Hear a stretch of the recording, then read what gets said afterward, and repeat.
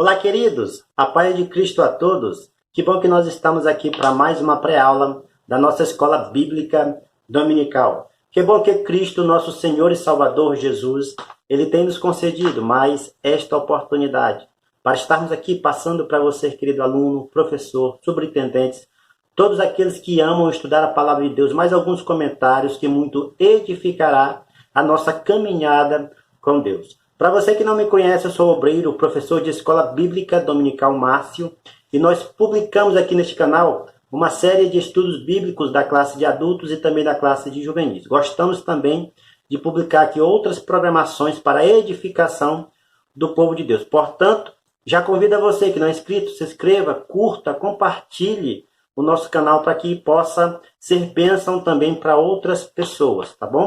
Nesta oportunidade, nós publicaremos aqui a lição número 2 da classe de juvenis, que tem como tema a morte e o estado intermediário da alma. A primeira lição, nós estudamos sobre escatologia, sobre o significado desta palavra, que significa o estudo das últimas coisas. E na sequência, nós vemos aí que a lição número 2 vai tratar sobre a morte em um estado em que a alma do ser humano fica após ele ter morrido. Este estado é um estado muito debatido entre os teólogos. Nós vamos ver aqui que existem algumas linhas de pensamentos, mas a mais aceita pela cristandade é a que nós vamos estudar aqui, sobre este estado. Que estado é este? É um momento em que a alma fica aguardando a volta gloriosa de Jesus. É um momento em que a alma fica esperando a volta gloriosa de Jesus. Agora, como é que essa alma fica, é que nós vamos ver aqui, tá bom? A leitura oficial dessa lição está em 1 Tessalonicenses, capítulo 5, versículo 23 e 24, que diz: E o mesmo Deus de paz vos santifique em todo o vosso espírito e alma e corpo. Sejam plenamente conservados, irrepreensíveis, para a vinda do nosso Senhor Jesus Cristo. Fiel é o que vos chama, a qual também o fará.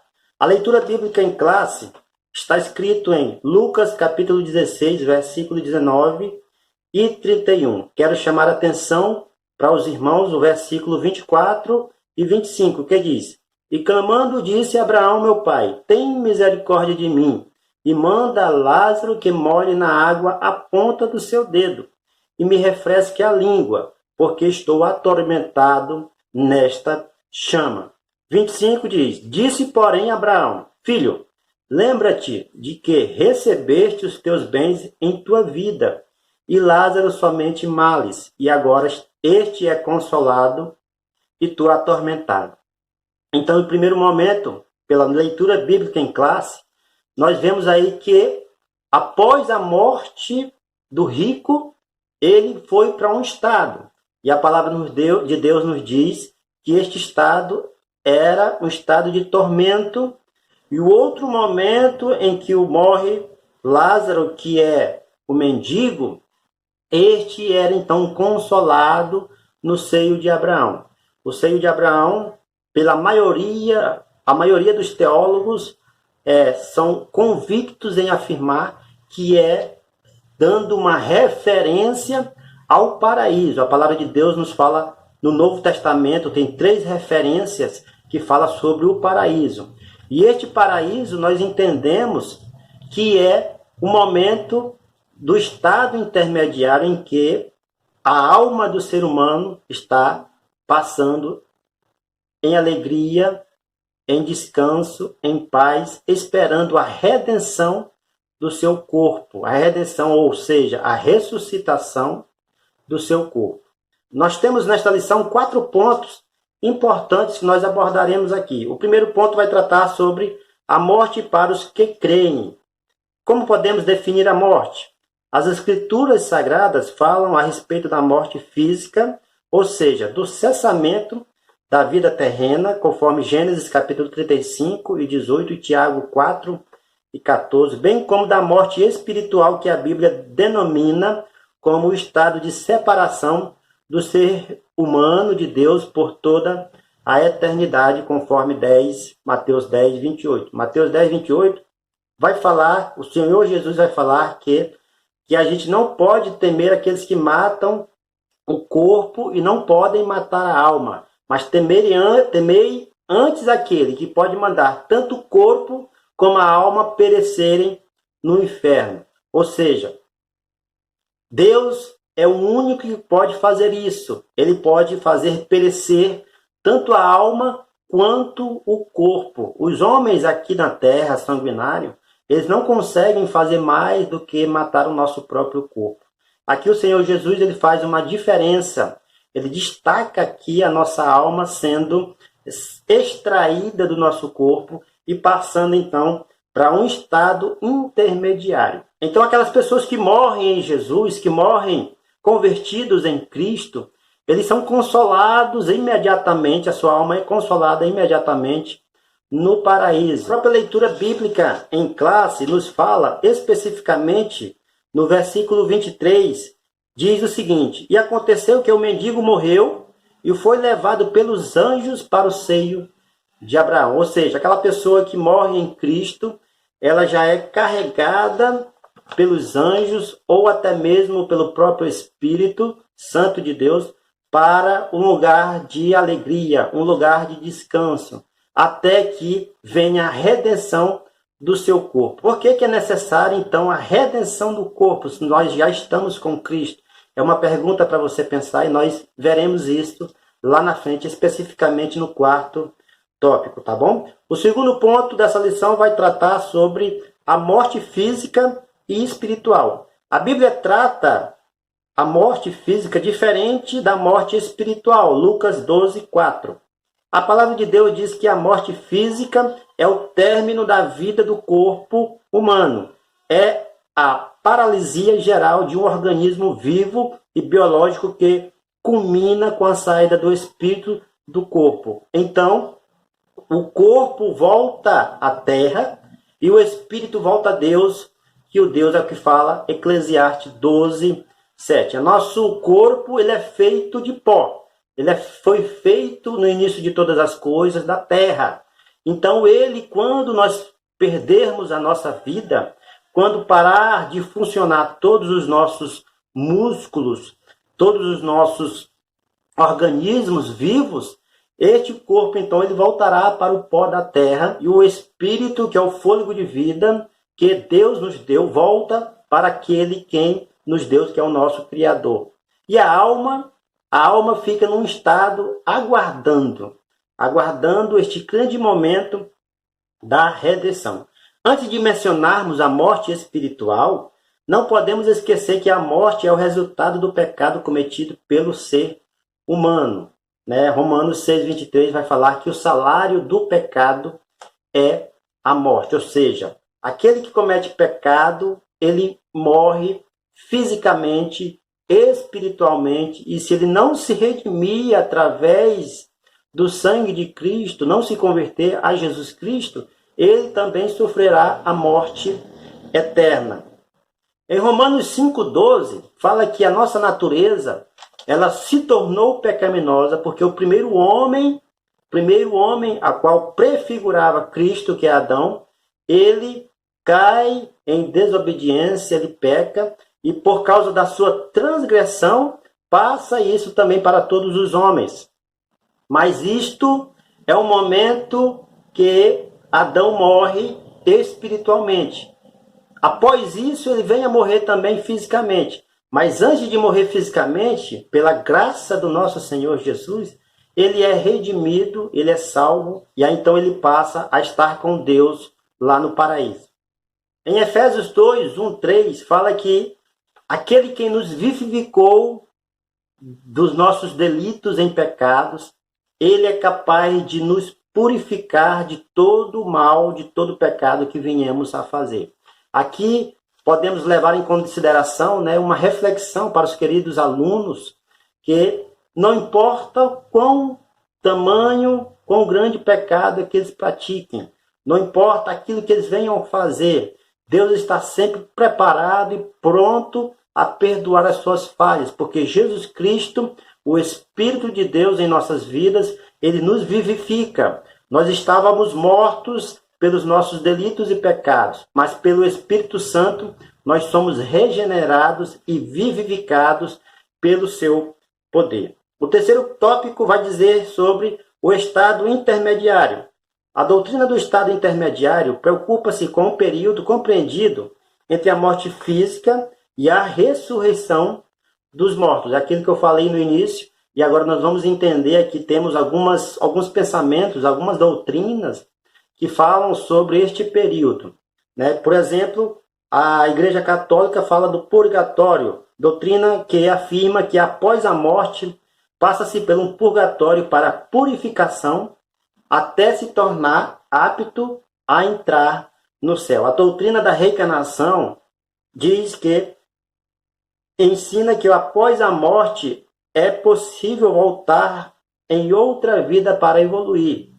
Também creio que ser possível se comunicar com os espíritos falecidos por meio de um médium. Ou seja, essas duas doutrinas, elas creem que a primeira que é o purgatório, crê que a alma do ser humano após a sua morte fica passando por um momento de purificação em um ambiente, as pessoas que ficam vivas, elas declaram, elas fazem então missas em prol deste morto, elas pagam então indulgências para este morto, e este morto chega a um determinado momento, esta alma deste morto chega a um determinado momento, que ela é purificada, então ela tem acesso ao céu. A doutrina do Espiritismo diz que um espírito fica indo e voltando do céu e a terra, reencarnando em alguma pessoa, e esta pessoa, através das boas obras, este espírito vai sendo evoluído, vai sendo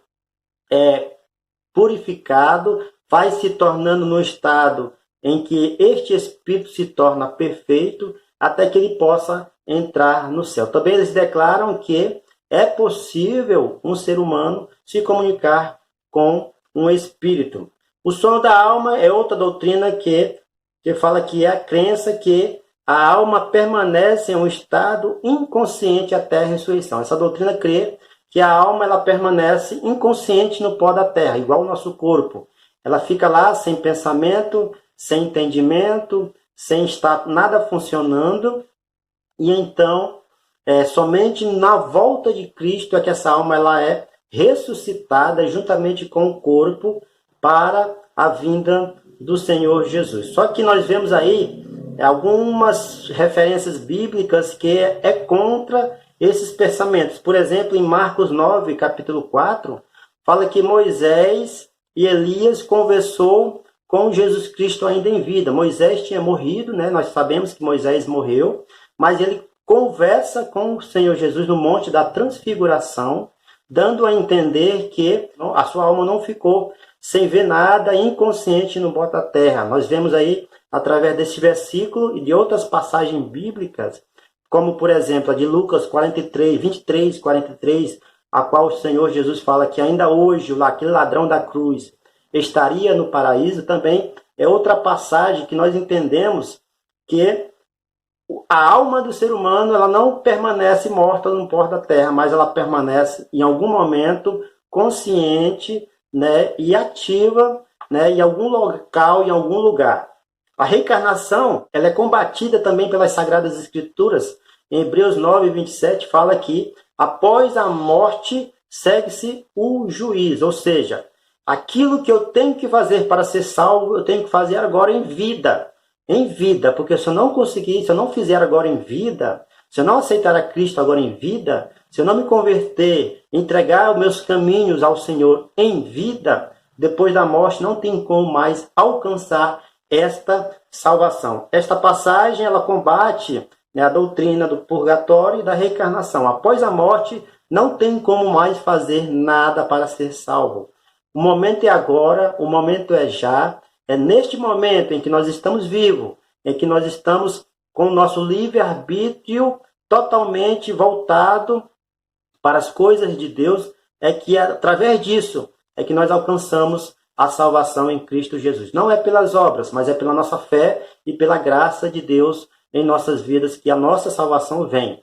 Agora, falando mais um pouco sobre o estado intermediário, a palavra de Deus nos fala que os perdidos, que aquelas pessoas que são perdidos, que não aceitaram a Jesus, que não quiseram nada com Deus, vão diretamente para o Hades ou Seol, que é a morada dos mortos ou lugar de tormento, segundo Efésios capítulo 4, 8, 10, Salmos 139, versículo 11. Os salvos foram levados ao paraíso no céu. Lucas 23, 43, Filipenses 1, 23. Aqueles que morrem salvos vão para o paraíso, vão para este lugar de alegria, vão para este lugar de descanso, que é o paraíso de Deus. Sua alma fica descansando em alegria com Jesus até a sua ressurreição do corpo. Agora, por que precisa ressuscitar o corpo? Este corpo nosso é corruptível, mortal.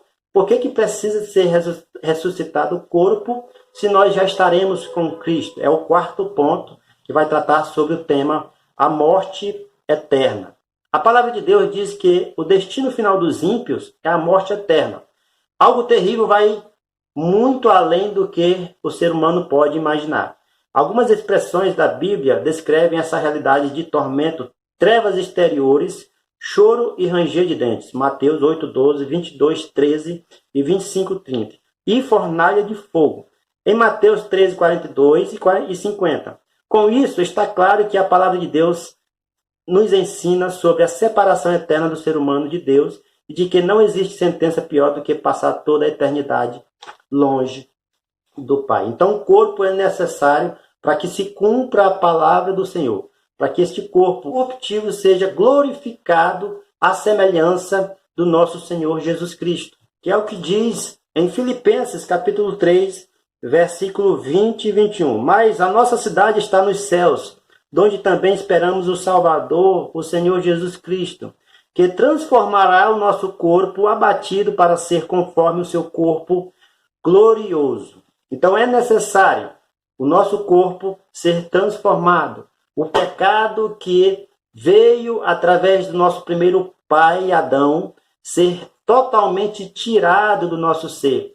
E todo o nosso corpo, o nosso espírito, nossa alma ser totalmente irrepreensível para a vinda do nosso Senhor. Ou seja, é preciso uma completude de tudo, o espírito, a alma e o corpo, para que a palavra de Deus possa se cumprir e para que nós possamos então ter o nosso corpo semelhante ao do nosso Senhor Jesus. E como é que era o corpo do nosso Senhor Jesus? Nós vemos aí pela palavra de Deus a um certo momento, que em um certo momento ele atravessava as paredes, que em um certo momento ele sumia de um lado e aparecia no outro, que em um certo momento ele comia, que em um certo momento ele ficava irreconhecível, ou seja, o corpo, nosso corpo será um corpo celestial, porém impossível de ser imaginado.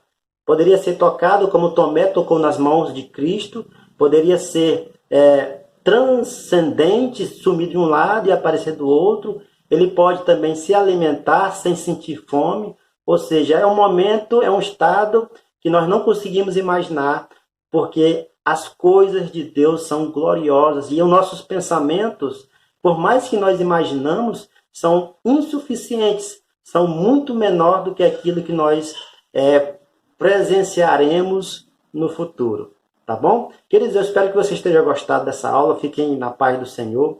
Até a próxima aula. A próxima aula nós vamos falar sobre o arrebatamento da igreja. Também eu convido a você a não perder, que eu tenho certeza que vai ser de grande importância para todos nós, tá bom? Até a próxima aula. Fiquem todos na paz.